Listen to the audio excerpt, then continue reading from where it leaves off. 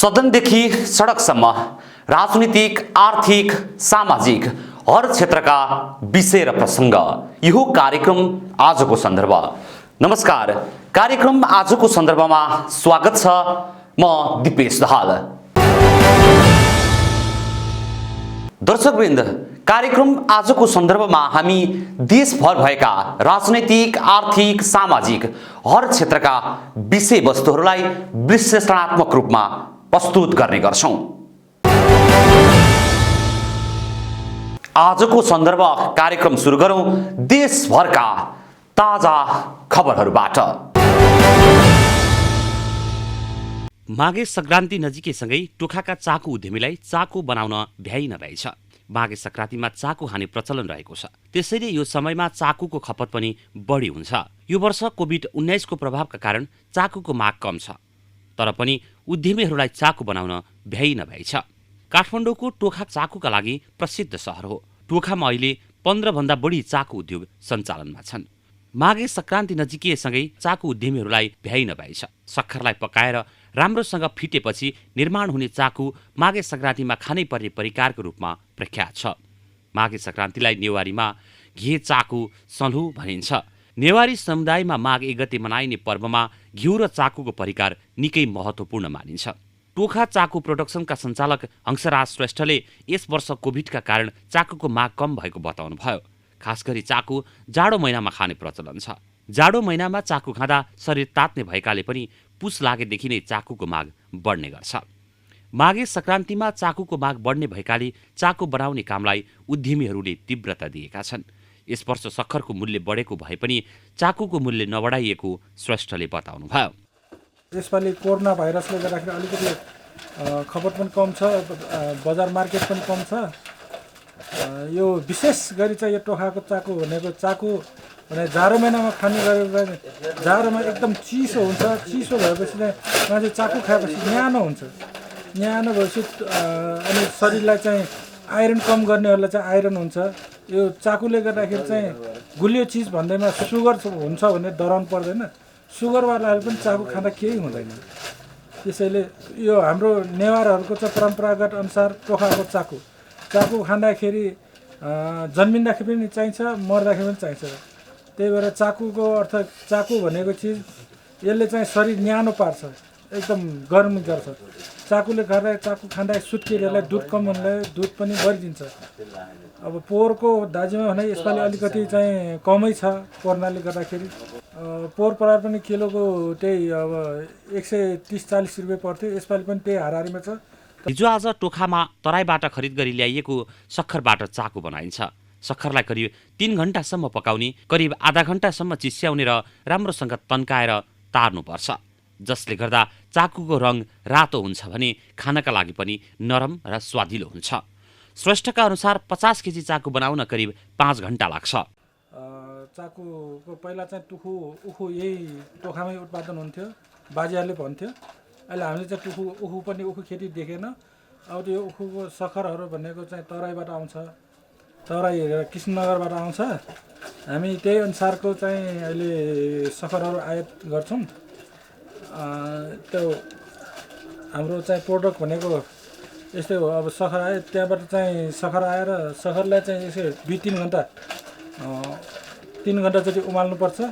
3 घण्टा उमालेपछि हामीले यता साइडमा छ सक्खर पाकेपछि खनाएपछि यता सेलाउँदै जाने।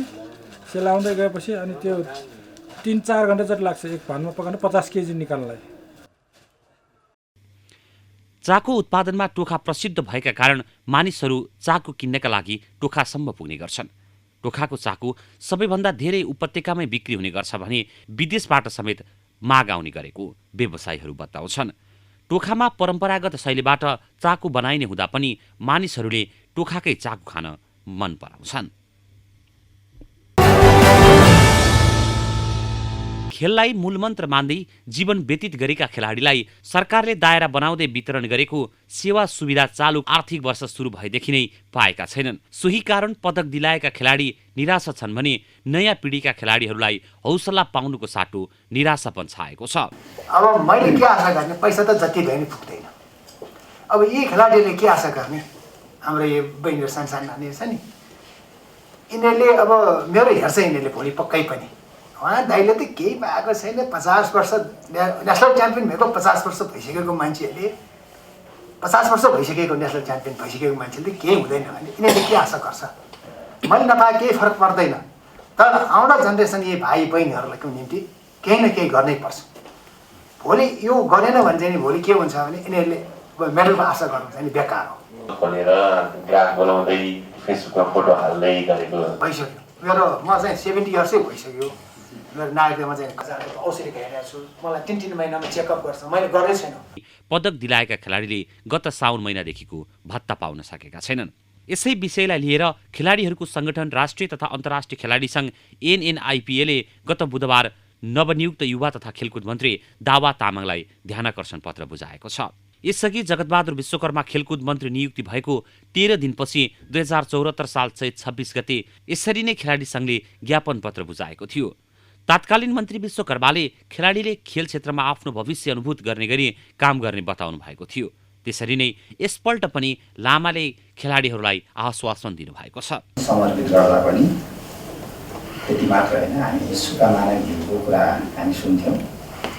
हाम्रो खेल क्षेत्रको धरोहर आदरणीय व्यक्तित्व वैकुण्ठ मानन्दज्यूले जुन 10 पैसाको चिया 50 पैसाको पलरोटीको कुरा यो सामान्य विषय छैन जुन सन्दर्भ राख्नुभएको छ र यति यसरी समर्पित हुँदा पनि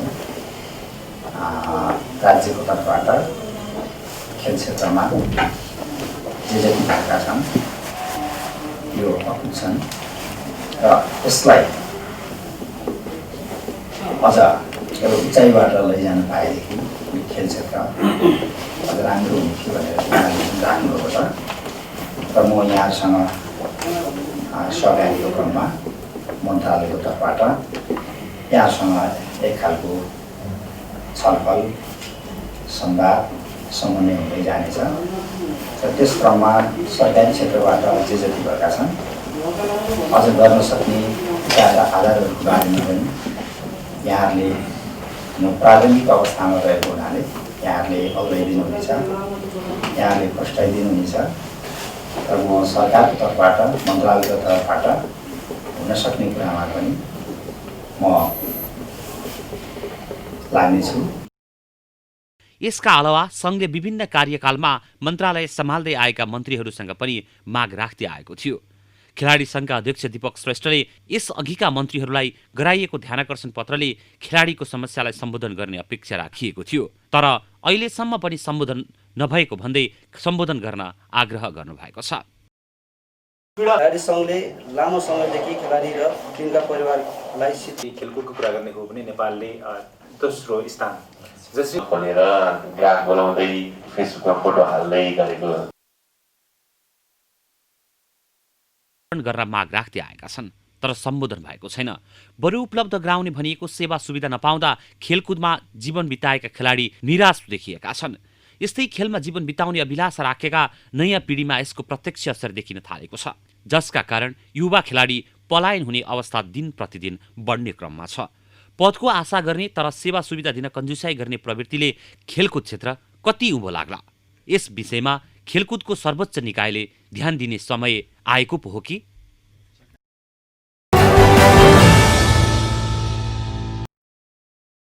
अदालतमा विचाराधीन मुद्दा छ। मैले हिजै बोलेको छु पार्लियामेन्ट फिर्ता भयो भने पनि हामी पार्लियामेन्टमा भाग लिन्छौँ। चुनाव भाग दिनु सबभन्दा ठुलो अदालत त जनतै हो नि। त्यो ठुलो अदालत के छ जनतामा जहाँ भाग्ने। तर पार्लियामेन्ट फिर्ता भयो भने असंवैधानिक कदम भनेर पास गरेको छु। पार्लियामेन्ट अदालतमा मुद्दा छ। आन्दोलनबाट अदालतलाई मनाउने भने भोलि जति ठुलो आन्दोलन गर्छ त्यही बातले भएर नि हत्या गरोस् मारोस् यो गरोस्। हाम्रो पार्टीको पनि नीति हो यो। सब जुडिस केस भन्छ विचाराधीन मुद्दामा हामीले बोल्नु हुँदैन भन्ने हाम्रो त पार्टीको परेको त्यो डेमोक्रेटिक त त्यस कारण चाहिँ असंवैधानिक काम गर्यो भनेर पास गर्ने मेरो अध्यक्ष पास आएन भोलि असंवैधानिक काम भयो तर मुद्दा विचाराधीन पालन फिर्ता गऱ्यो भने ठिक छ। हामीले असंवैधानिक बोल्यो भने हामी जिती भयो। अब चुनाव भइहाल्यो भने अनि त्यो चुनाव गर्न पाउनु चुनाव भाग लिनु भन्नु मिल्छ। अहिले जन्मसँग भाग लिएर मान्छे अब त छ पञ्चायत कालमा अहिले कसै यहाँ ओली राजा भइसकेको छ नि त। त्यस कारण चाहिँ कुरो के भने अहिले चाहिँ यस्तो बेलामा हाम्रा सबै पार्टी खुसी भइरहेको छ आफूले ओहो कस्तो भने म त गाउँठाउँबाट चुनाव भनेर भइरहेछ ठाउँ ठाउँबाट फोन आयो म त पार्लियामेन्ट छु मेरो त पति गयो त्यो हिसाब तर मैले आफ्नो पति हेर्ने कि पार्टीलाई साँच्चैको ध्यान राख्ने।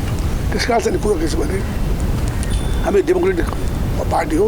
अदालतमा विचार दिने मुद्दामा हामी चाहिँ त्यो कुनै किसिमको हामीले हस्तक्षेप गर्नु हुँदैन, दबाब दिनु हुँदैन। र असंविधान कदम गरेकै हो ओलीले साइड बाई साइड पार्लियामेन्ट फिर्ता भयो भने हामी त्यसमा जाने हो। असंविधान कदम सहरै छ होइन कदम गर्दा चुनाव गराइदियो भने पनि अब यो के भन्छ नौसिङ के भन्छ कानुनका नौसिङ भन्छ नि कानुनका अब अदालतले त्यसै अदालतले कसरी गर्ला त्यो त्यस कारण चाहिँ अब यो चाहिँ अदालतको निर्णयलाई हामी पर्खौँ। आन्दोलनमा देशमा छौँ गएकै छौँ। अदालतको निर्णयमा चाहिँ पार्लियामेन्ट फिर्ता भयो भने असंविधान कदम भने आफ्नो राम्रो भइहाल्यो।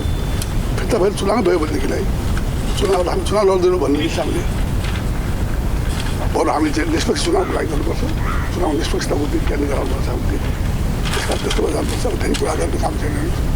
आजको बेला सुविधाको छैन विषयमा तपाईँले वास्तवमा फेरि खुलदान गर्नुभयो मेरो रक्षा गर्नु।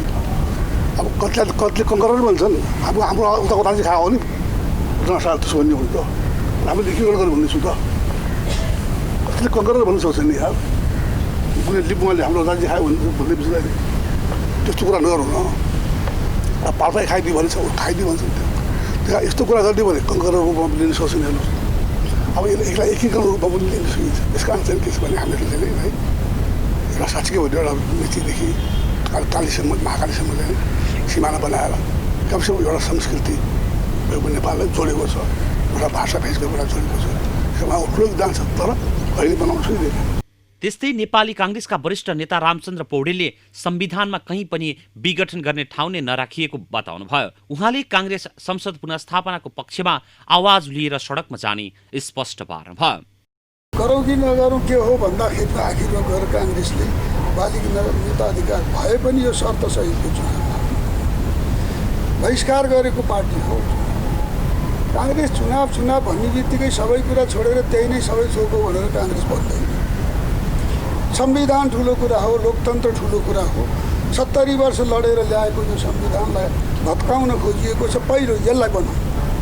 यो संविधान नबनाइकनको चुनावको अर्थ छैन। म आज सूर्यबाबुलाई राखेर भन्नु चाहन्छु चुनावको अर्थ छैन। यो संविधान पहिल्यै बचाउँ त्यसपछि चुनाव गरौँ। यो संविधान बचाएपछि चुनाव गर्ने। आज यो देशको प्रधानमन्त्री पूर्व न्यायाधीशहरूले आफ्नो विचार राख्दा उनलाई धम्क्याउँदैछ, अदालतलाई धम्क्याउँदैछ, पुनर्स्थापन गर्नु पाइन्छ भनिरहेको छ।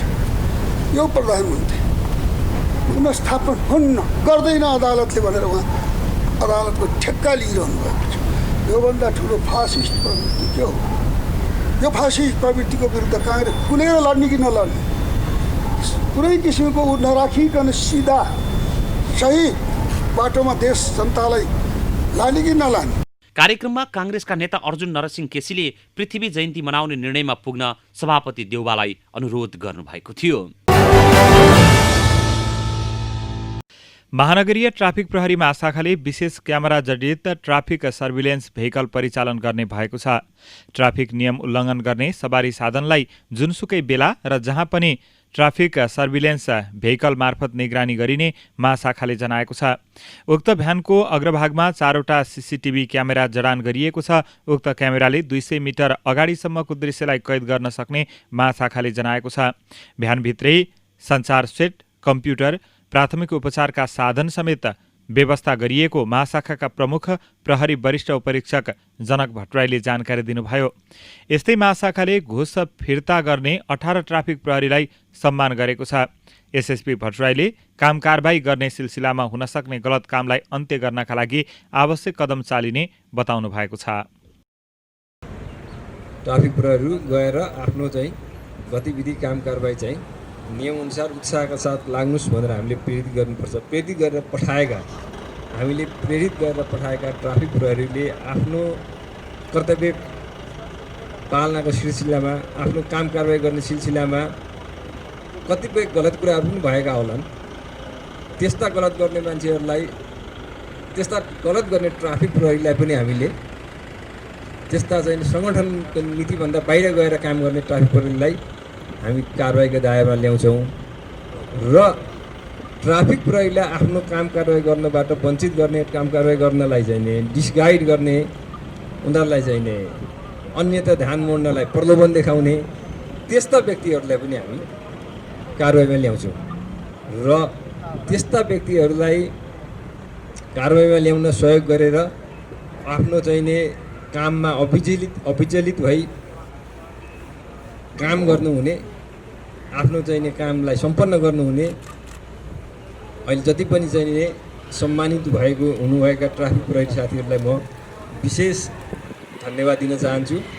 उहाँहरूले आफ्नो काममा लगाएको लगाव, दत्तचित्तता, इमान्दारिता प्रदर्शन भएको छ। तपाईँहरूलाई अनुचित प्रभाव पार्न कसैले सक्दैन। ट्राफिक प्रहरीलाई अनुचित प्रभाव पार्नुहुन्न र ट्राफिक प्रहरीलाई अनुचित प्रभाव पारियो भनेदेखि जेल पनि जान सकिन्छ। त्यो अवस्थाको निर्माण गर्न तपाईँहरूले जुन एउटा चाहिँ मेसेज फ्लो गरिदिनु भएको छ फिल्डमा, यो तपाईँहरूले गरेको काम, यति तपाईँले गरेको काम 200 रुपियाँ पकडेर एउटा मान्छेलाई चाहिँ नि मुद्दा चलाएको मात्र होइन, त्यो एउटा मेसेज हो। उहाँले ट्राफिक प्रहरीलाई प्रलोभन देखाउनेलाई पनि कारबाही गर्ने चेतावनी दिनुभएको छ। राष्ट्रपति विद्यादेवी भण्डारीले मन्त्री परिषदको सिफारिसमा राष्ट्रिय सभाको हिउँदे अधिवेशन अन्त्य गर्नुभएको छ। राष्ट्रिय सभाको आजको बैठकमा अध्यक्ष गणेश तिमल सिन्हाले हिउँदे अधिवेशन अन्त्य सम्बन्धी राष्ट्रपति कार्यालयबाट प्राप्त पत्र पढेर सुनाउनु भएको थियो। संघीय संसद राष्ट्रिय सभाको 7औं अधिवेशनको पहिलो बैठक मिति 2077 साल पौष 17 गते शुक्रबार अपराह्न 4 बजे प्रारम्भ भई 2077 साल पौष 26 गते आइतबारसम्म जम्मा 10 दिन चालू रह्यो। यस अवधिमा बैठक बसेका 4 दिनहरूमा 4वटा बैठक बसी 7 घण्टा 5 मिनट सभाको काममा व्यतीत भयो। यस अवधिमा अधिवेशन अवधिमा सभामा देखाए बमोजिम 7वटा अध्यादेशहरू पेश भए। 1. संवैधानिक परिषद काम कर्तव्य अधिकार र कार्यविधि सम्बन्धी पहिलो संशोधन अध्यादेश 2077। 2. तेजाब तथा अन्य घातक रासायनिक पदार्थ नियमन अध्यादेश 2077। 3. नेपाल प्रहरी र प्रदेश प्रहरी कार्य सञ्चालन, सुपरिवेक्षण र समन्वय पहिलो संशोधन अध्यादेश 2077। 4. सामाजिक सुरक्षा पहिलो संशोधन अध्यादेश 2077। 5. औषधि तेस्रो संशोधन अध्यादेश 2077। 6. यौनिक हिंसा विरुद्धका केही ऐनलाई संशोधन गर्ने अध्यादेश 2077। 7. फौजदारी कसुर तथा फौजदारी कार्यविधि सम्बन्धी केही ऐन संशोधन गर्ने अध्यादेश 2077। यसै अधिवेशन अवधिमा उठेका एवं समसामयिक विषयमा सम्माननीय प्रधानमन्त्री केपी शर्मा ओलीले सभामा वक्तव्य दिनुभयो। त्यसैगरी यसै अधिवेशन अवधिमा सम्माननीय अध्यक्षबाट जारी भएको राष्ट्रिय सभाका समितिहरूको गठन सम्बन्धी आदेश 2077 सभामा पेश हुँदा सर्वसम्मतिबाट अनुमोदन भएको थियो। यसै अधिवेशन अवधिमा सभाले माननीय वामदेव गौतमलाई राष्ट्रिय सभा अन्तर्गतको दिगो विकास तथा सुशासन समितिमा मनोनयन गर्यो। त्यसैगरी यसै अधिवेशन अवधिमा मधेसी आयोगको वार्षिक प्रतिवेदन 2076-77 र थारू आयोगको वार्षिक प्रतिवेदन 2076-77 सभा समक्ष पेश गरिएका थिए। यसै अधिवेशन अवधिमा दिगो विकास तथा सुशासन समितिको दिगो विकास तथा सुशासन समितिको वार्षिक प्रतिवेदन 2076-77 र विधान व्यवस्थापन समितिको वार्षिक प्रतिवेदन 2076-77 सभा समक्ष पेश गरिएको थियो। यसै अधिवेशन अवधिमा प्रतिनिधि सभाका सदस्यद्वय सानु शिवा र सूर्यबहादुर केसी, राष्ट्रिय सभाका पूर्व सदस्यत्रय दीपक बहादुर गुरुङ, इन्द्रहाङ लिम्बू र राममान श्रेष्ठ, संविधान सभा सदस्यद्वय भीमप्रसाद गौतम र मानपुर चौधरी र प्रतिनिधि सभाका पूर्व सदस्यद्वय ओमकार प्रसाद गौचन र वीरबहादुर लामा एवं 2063-64 को अन्तरिम व्यवस्था विकास संस्था पूर्व सदस्य कमान सिंह लामाको निधन भएकोमा शोक प्रस्तावहरू पारित गरिएका थिए। माननीय सदस्यहरू, चालु अधिवेशनमा हामीले माननीयहरूले देशको समसामयिक परिस्थिति र जनताका आवाजहरूलाई सदनमा राख्नको लागि विगतमा विशेष समयको जुन व्यवस्था हामी गरेका थियौँ, एउटा बैठकमा 1 घण्टाको अवधिमा हामी आफ्ना भनाइहरू राख्ने व्यवस्था मिलाएका थियौँ। तर यसपटक हामीले त्यसलाई बढाएर 1.5 घण्टा विशेष समयको व्यवस्था गऱ्यौँ र माननीयहरूले महत्त्वपूर्ण विचारहरू यस अवधिमा राख्नु भएको छ। र यी सबै हाम्रो एउटा संसदीय यो इतिहासमा राष्ट्रिय सभाले गरेका महत्त्वपूर्ण कार्य र राष्ट्रिय सभामा विचार भएका महत्त्वपूर्ण यी भावनाहरू सधैँ अङ्कित रहनेछन्।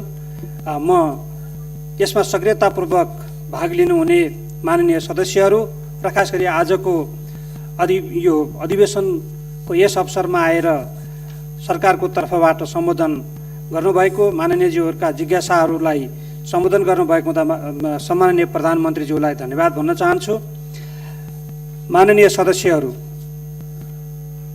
सम्माननीय राष्ट्रपतिबाट चालु अधिवेशन अन्त्य सम्बन्धी पत्र प्राप्त हुन आएको छ। अब म सो पत्रको ब्यौरा पढेर सुनाउँछु। नेपालको संविधानको धारा 93 को उपधारा 2 बमोजिम नेपाल सरकार मन्त्री परिषदको मिति 77/9/26 को सिफारिसमा राष्ट्रिय सभाको चालु अधिवेशन सम्वत 2077 साल पुस 26 गते आइतबारका दिन राति 12 बजेदेखि अन्त्य गरेको छु। विद्यादेवी भण्डारी, राष्ट्रपति। माननीय सदस्यहरू, राष्ट्रिय सभाको चालु 7औं अधिवेशन आज राति 12 बजेबाट स्वतः अन्त्य हुने गरी यो बैठक अन्त्य भएको घोषणा गर्दछु। धन्यवाद। तिमल सिन्हाले राष्ट्रिय सभाको चालु अधिवेशन अन्त्यको पत्र प्राप्त भएकाले आइतबार राति 12 बजेदेखि स्वतः अधिवेशन अन्त्य हुने बताउनुभयो। राष्ट्रिय सभाको हिउँदे अधिवेशनमा 4 बैठक बसेका थिए। बैठकमा विभिन्न 7 अध्यादेश पेश भएका थिए भने विभिन्न समितिका प्रतिवेदन पेश भएका थिए। प्रतिनिधि सभा भने पुस 5 गते नै विघटन गरिएको थियो।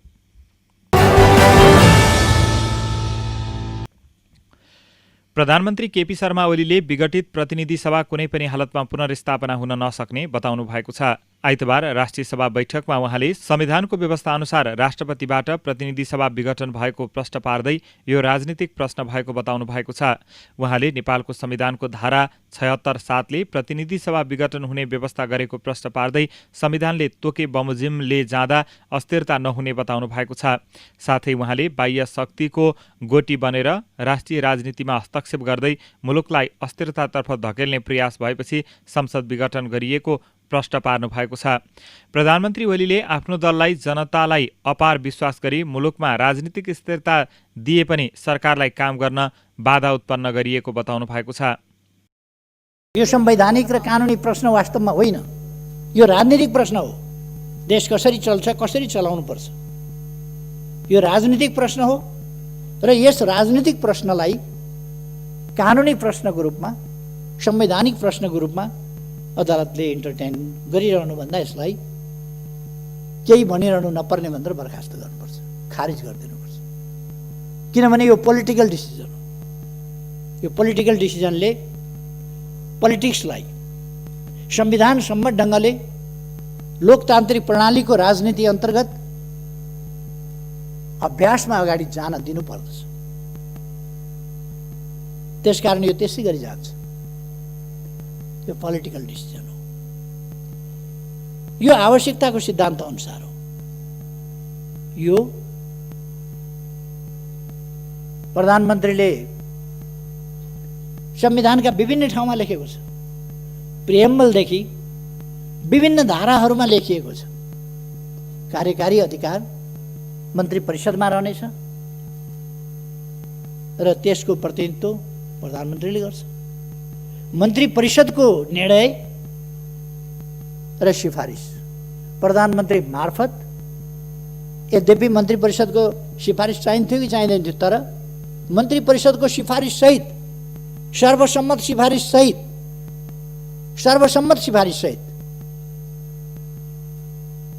केही साथीहरूले कतिको उपयुक्त हुन्छ यो विघटन, उपयुक्त होला नहोला, अलिकति छलफल मन्त्री परिषदमा 1-2 जना साथीहरूले उठाउनु भएको थियो। मैले त्यसलाई स्पष्ट पारेपछि साथीहरू सन्तुष्ट हुनुभएको थियो र सर्वसम्मतिले विघटन भएको थियो, सिफारिस भएको थियो।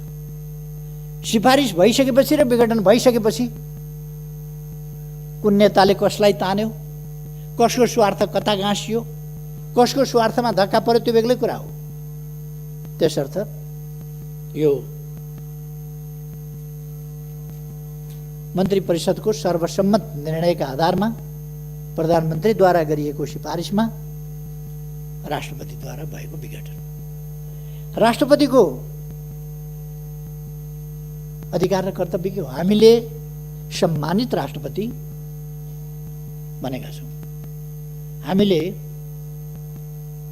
राष्ट्रपतिमा धेरै अधिकार दिएका छैनौँ, केही अधिकार मात्र दिएका छौँ।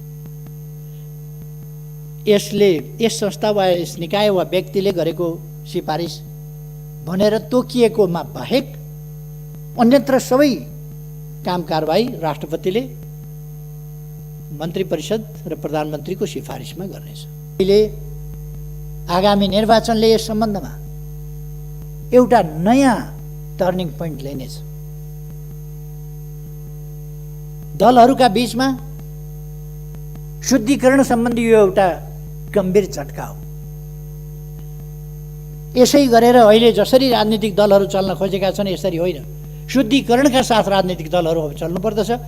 राजनीतिक दलभित्र रहेका अस्वस्थता, अवाञ्छित गतिविधि, विचारहीनता, भिजनहीनता, गन्तव्यहीनता, स्वार्थहरूको खेल, स्वार्थहरूको लडाइँ, यसैलाई राजनीति बनाउने र जनतालाई गुमराहमा पार्ने खालका यस्ता प्रयासहरूलाई किनारा गर्नुपर्छ, असफल बनाउनु पर्दछ। र शुद्धिकरणका साथ राजनीतिक दलहरू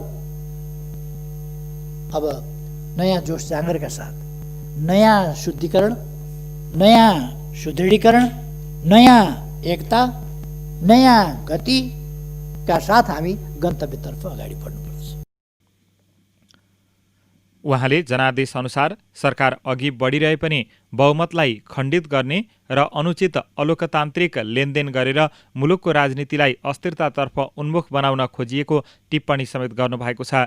प्रतिनिधि सभा विघटन भई नयाँ निर्वाचनका लागि जनादेशमा जाने निर्णय गरिएको बताउँदै उहाँले अब देश निर्वाचनमुख भएको उल्लेख गर्नुभएको छ।